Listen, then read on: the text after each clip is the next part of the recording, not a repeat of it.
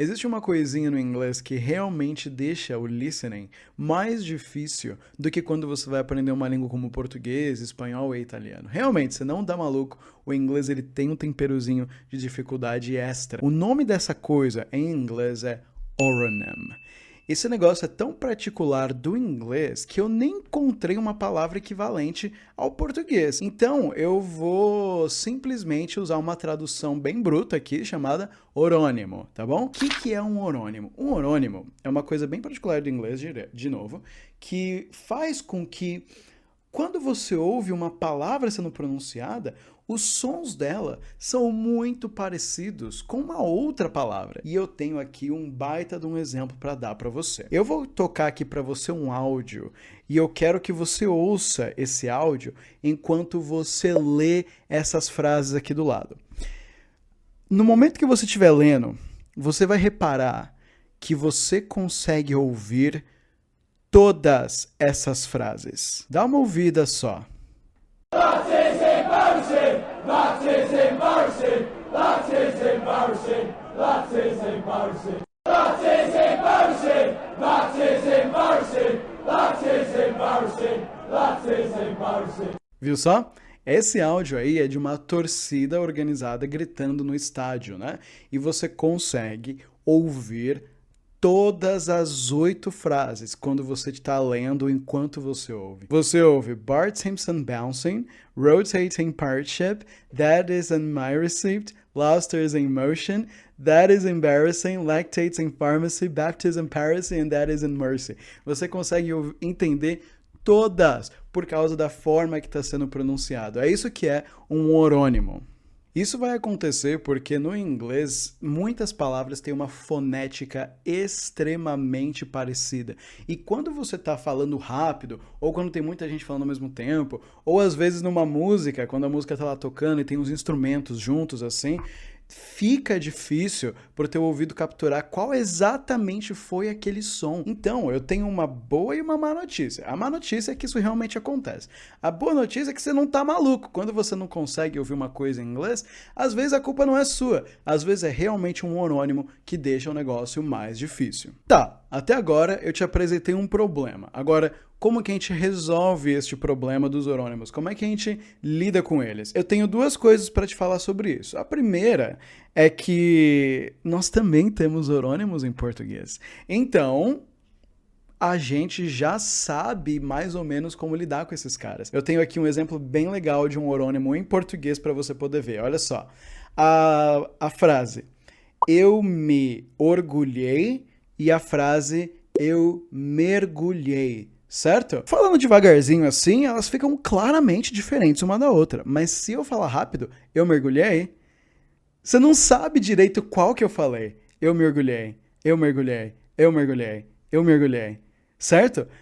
É muito sutil, quase impossível de você prestar atenção. E alguém que não fala português nativamente, imagina um americano, por exemplo, ele não vai reparar na diferença na sutileza entre essas duas. E talvez nem você que seja nativo tenha reparado. Imagina se são 10 pessoas ao mesmo tempo, todas gritando, eu mergulhei. Tipo, você não tem como saber qual que é, entendeu? Então, a primeira coisa é que a gente tem isso no português também, certo? Então, a gente já tem um pouquinho de costume com essas coisas. Segundo, você vai precisar prestar, então, atenção no contexto. Você vai precisar prestar atenção onde que essa frase está sendo dita, por quem que essa frase está sendo dita, para então tentar deduzir o que está sendo dito de verdade ali. Então eu quero trazer você de novo lá para aquelas frases lá do vídeo, onde a gente tem todas essas frases, eles gritam lá, Bart Simpson bouncing, rotating partnership, that is a mercy. Tipo, você ouve toda, certo? Eu falei para você que isso aí é uma torcida organizada num estádio de futebol. Eles estão gritando para os jogadores. E lá na Inglaterra eles fazem muito isso, muito mais do que aqui no Brasil. Eles são meio malucos de futebol lá. Você acha que uma torcida organizada num estádio estaria gritando Bart Simpson bouncing? Certamente que não, certo? Será que eles estão gritando Rotating Pirate Ship? Não, é claro que não. Será que eles estão gritando That is in my receipt? Também não. Vamos ali embaixo agora. Eles estão gritando That is in mercy?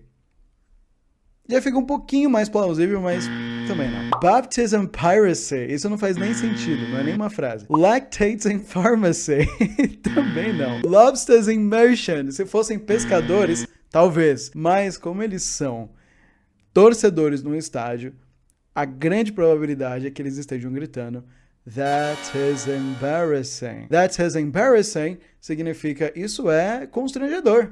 Provavelmente eles estão gritando para algum jogador, alguma porcaria que algum jogador fez lá no campo, eles estão gritando That is embarrassing, that is embarrassing, that is embarrassing. E aí, como eles estão ali cantando todos juntos, né, naquele determinado ritmo, eles pronunciam That is embarrassing com pouco cuidado e meio rápido, e aí fica aparecendo as outras frases. Até eu pronunciando That is embarrassing, tipo, eu consigo ouvir o Mercy na mesma hora que eu estou falando, entendeu? Então, a gente precisa prestar bastante atenção nisso, no contexto. O importante é não entrar em pânico quando a gente não ouve algo em inglês, tá? Se você entrar em pânico, é aí que você não vai entender mesmo, tá certo? E se você tentar ficar forçando até entender, por exemplo, nesse caso, não ia dar. Nesse caso, você precisa prestar atenção no contexto.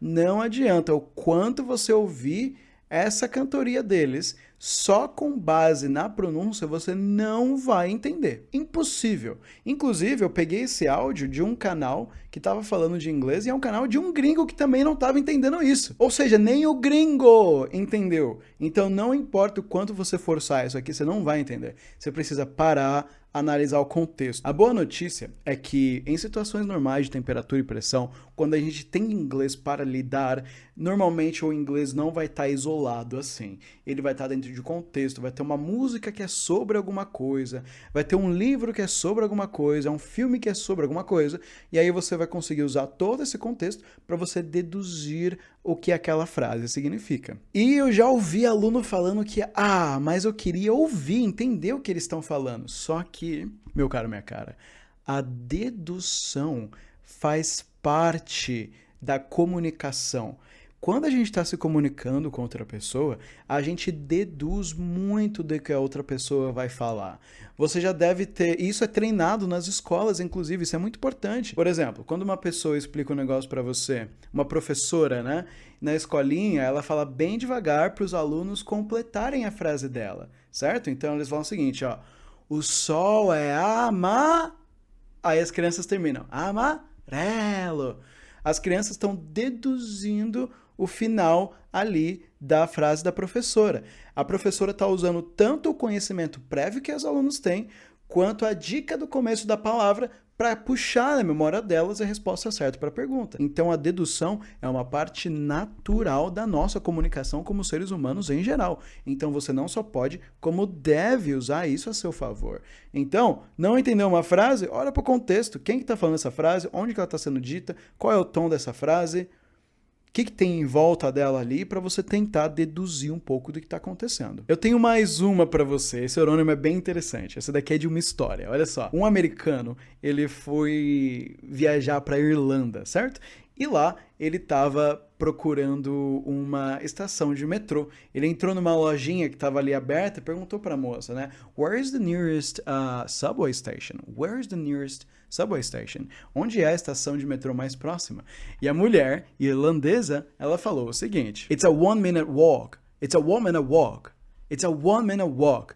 E aí, esse americano, ele entendeu o seguinte: It's a woman at work. Foi isso que ele entendeu que a mulher estava gritando. Ela é irlandesa, lembra que o sotaque dela é diferente. It's a woman at walk. Só que não era isso que ela estava falando. Depois que o americano não entendeu nada que a mulher estava falando, achou que ela era maluca, saiu andando da loja, ele parou e lembrou do que a mulher falou e falou: essa mulher não está falando It's a woman at work. Ela está falando It's a 1-minute walk.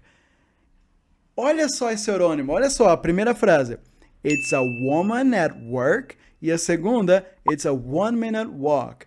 Como os irlandeses, eles dão uma alongada no R, o work e o walk soam muito parecidos. Então, quando ela fala it's a 1-minute walk, pode ser work também. Walk ou walk é quase a mesma pronúncia. Então, até um americano indo para Irlanda sofreu disso também. Engraçado, né? Agora, você vai conseguir usar o seu poder de dedução para se livrar desse problema de oral names na hora de você praticar o seu listening? Vai.